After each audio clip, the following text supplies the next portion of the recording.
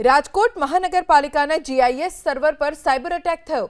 નાગરિકોની વ્યક્તિગત માહિતી અને સરકારી કામગીરીના મહત્વના રેકોર્ડ્સ સ્ટોર કરવામાં આવે છે, ત્યારે સાયબર અટેકથી માહિતીની સુરક્ષા સામે પ્રશ્નાર્થ ઊભો થયો।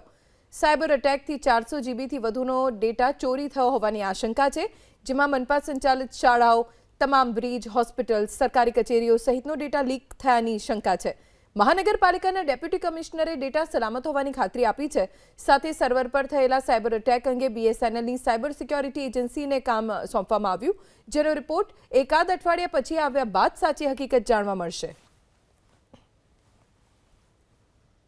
આપણી જે ટેક્સ કલેક્શન સ્કીમ હતી એમાં મહત્તમ વસ્તુ ઓનલાઈન ભરાય છે, એમાં કોઈ આપણને અસર દેખાણી નથી।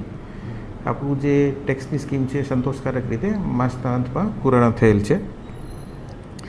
આપણે ઇન્ટરનેટથી આ સર્વર સાથે જોડીને ચેક કરેલું છે।